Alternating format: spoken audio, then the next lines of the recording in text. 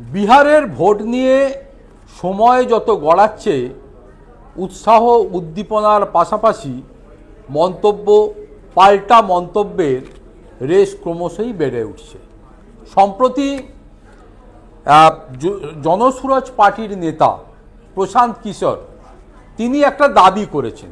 তিনি বলেছেন যে যেভাবে বিহারের ভোটে সময় যত গড়াচ্ছে তত মহাগঠবন্ধন বা ওই ইন্ডিয়া জোট যেভাবে ভগ্নদশার অবস্থার মধ্যে চলে যাচ্ছে, তাতে করে আসন্ন ভোটে নাকি মূলত লড়াই হতে চলেছে এনডিএ জোট এর সঙ্গে জনসুরাজ পার্টির, অর্থাৎ প্রশান্ত কিশোরের ওই নতুন দলের। আর এই মন্তব্যের পরিপ্রেক্ষিতেই এলজেপি পার্টির প্রধান তিনি বলছেন কি না, চিরাগ পাসওয়ান তিনি বলছেন যে বিহারের মানুষ দীর্ঘদিন ধরে রাজনৈতিক অবস্থার উত্থান পতন তারা দেখেছে এবং বিহারকে নতুনভাবে গড়ে তোলার ক্ষেত্রে তারা যথেষ্ট দায়িত্বশীল ভূমিকা পালন করেছে এবং তারা প্রত্যেকেই, অর্থাৎ বিহারের প্রত্যেকজন মানুষ তারা কিন্তু ভোটের বিষয়ে যথেষ্ট সচেতন। তাই এমনটা ভাবার কোনো কারণ নেই যে এই জনসুরাজ পার্টি নতুন গজিয়ে ওঠা, সেই পার্টির পক্ষ থেকে পার্টির প্রধান যে দাবি করছে যে মূলত লড়াই নাকি এনডিএর সঙ্গে বা এনডিএ জোটের সঙ্গে তার দলের হবে, এটা বিহারের মানুষ বিশ্বাস করে না। এবং এর পরিপ্রেক্ষিতেই চিরাগ পাসওয়ান তিনি বলেছেন যে বিহারের মানুষ জানে যে বিহারের উন্নয়ন করতে গেলে বিহারের যে সমস্ত বিধায়ক বা সাংসদরা রয়েছেন তারা যাতে কেন্দ্রের যে সরকার ক্ষমতায় রয়েছে তাদের সঙ্গে সামঞ্জস্যতা এবং তাদের সঙ্গে যোগাযোগ রেখে বিহারের বিভিন্ন উন্নয়নমূলক কাজগুলোকে ইমপ্লিমেন্ট করার ক্ষেত্রে তারা উল্লেখযোগ্য ভূমিকা গ্রহণ করতে পারে। তাই তাদেরকেই বিহারের মানুষ ভোট দেবে।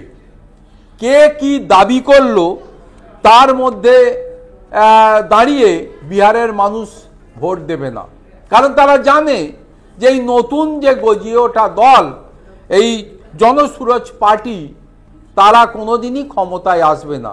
শুধু ক্ষমতায় আসবে না নয়, তাদের ক্ষমতায় আসার সম্ভাবনা প্রায় নেই বললেই চলে।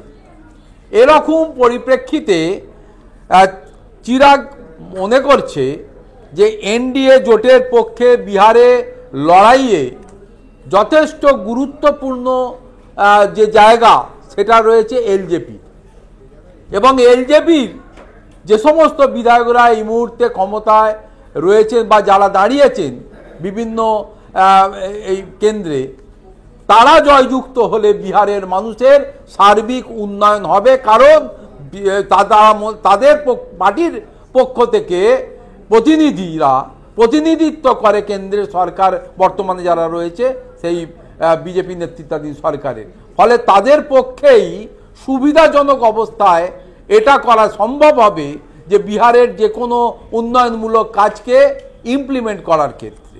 তাই এরকম পরিস্থিতিতে জনসুরাজ পার্টির প্রধান প্রশান্ত কিশোর এই যে মন্তব্য করেছেন সেটা অনেকটাই হাস্যস্কর বলে মন্তব্য করেছেন চিরাগ পাসওয়ান।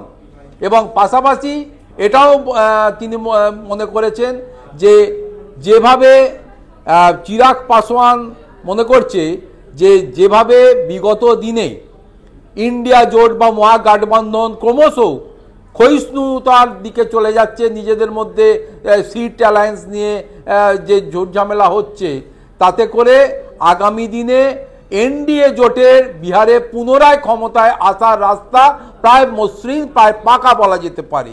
আর এরকম অবস্থাতে এই ধরনের অদায়িত্বশীল বা দায়িত্ব জ্ঞানহীন যে মন্তব্য জনসুরাজ পার্টির নেতার পক্ষ থেকে বিগত দিনে করা হচ্ছে তা কোনোভাবেই বিহারের মানুষের কাছে গ্রহণযোগ্য নয়। मैंने बहुत ज्यादा ध्यान केंद्रित किया नहीं जन स्वराज के ऊपर कि वो लोग क्या कर रहे हैं, जनता के बीच उनकी कितनी पकड़ है। मैंने हमेशा किसी भी लकीर को छोटा करने से आता अपनी लकीर को इतना बड़ा करते जाओ कि कोई दूसरा आपकी टक्कर में रह ना पाए। मैंने हमेशा अपनी मेहनत पे कार्य करने का मैंने प्रयास किया और वही अभी भी मैं कर रहा हूं। हैविंग सेड दैट, मैं ये भी मानता हूं, मैं बिहारियों की बुद्धिमत्ता पर मैं बहुत विश्वास करता हूं और मेरा ये अपना भी अनुभव है, मेरा ये अपना व्यक्तिगत अनुभव है, क्योंकि 2020 में मैं भी अकेले चुनाव लड़ रहा था और उस वक्त की भी आप तस्वीरें निकाल के देखिएगा, वीडियोस निकाल के देखिएगा, जिस तरीके से भीड़ आती थी मेरे रोड शो में, जिस तरीके से माहौल बनता था, कहीं ना कहीं मैं भी इसी कॉन्फिडेंस में था कि एक अच्छी संख्या के साथ मैं उस चुनाव को जीतूंगा। बट इवेंचुअली होता क्या है, क्योंकि बिहारी इतने समझदार हैं और राजनीतिक दृष्टि से खास तौर पर मैं इस बात को मानूंगा, क्योंकि मैं देश भर में घूमा हूं, हर एक राज्य में मैं गया हूं, and I have not seen this kind of political knowledge रखने वाले लोग मैंने बाकी ना के बराबर किसी राज्य में देखे। उत्तर प्रदेश में जरूर फिर भी मुझे ऐसे दिखते हैं। तो बिहारी क्योंकि राजनीतिक तौर पर इतने जानकार होते हैं कि वो इवेंचुअली अपना मत वेस्ट नहीं करते हैं।